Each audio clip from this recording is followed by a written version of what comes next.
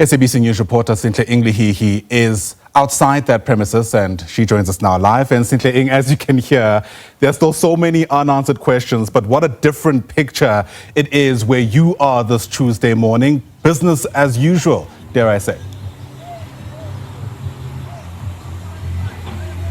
Good morning to you, Ayanda, and our viewers. Indeed, it seems that it's business as usual here at the Brown Mogotsi Small Business Complex in Mahikeng. My colleague Selo Mogopa and I hit the ground running this morning, trying to, make contact with his family. We went to his family home by his mother's residence, and it appeared when we arrived there, having spoken to a younger relative, we were informed that his mother had actually left the home earlier this morning to make her way to Brown Mogotsi's wife, following reports that they had just seen on television speaking to the assassination attempt on Brown Mogotsi. Unfortunately, our attempts to contact the wife and his mother have really not bore any fruit, and it has seemed quite difficult for us to really establish the very one question that everybody is asking: where is Brown Mogotsi? Is he injured? And what is of his fate?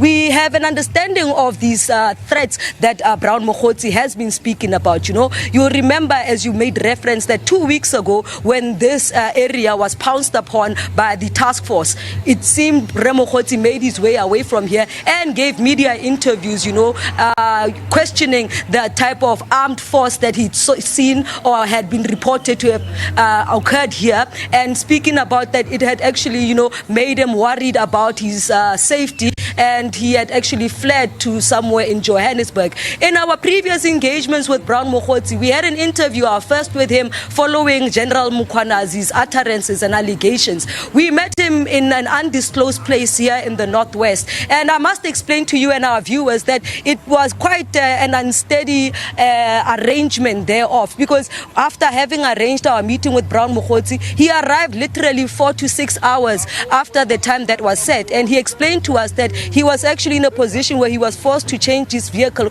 a number of times because he felt that people were following him, and he had claimed to us and allegedly said that people had actually tried an attempt on his life, and he had to jump from one vehicle to the other and made his way to a police station in Johannesburg. It was also appeared again during our second encounter with him, following the utterances made by the Secretary General of the ANC, Fikile Mbalula, questioning his Brown Mogotsi's membership in the ANC.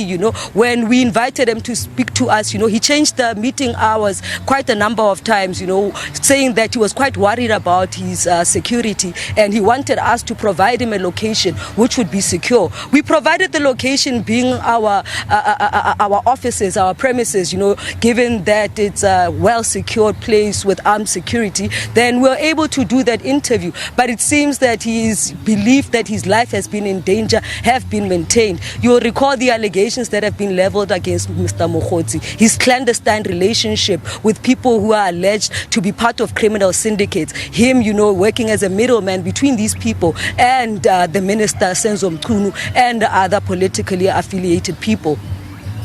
Sure. What a set of circumstances. Sentleeng Lehihi live to us there from Brown Mogotsi's business premises in Mahikeng. Relatively quiet and still at the moment, but as you can see, the situation can change quite rapidly. For now, Sentleeng Lehihi, thanks very much indeed.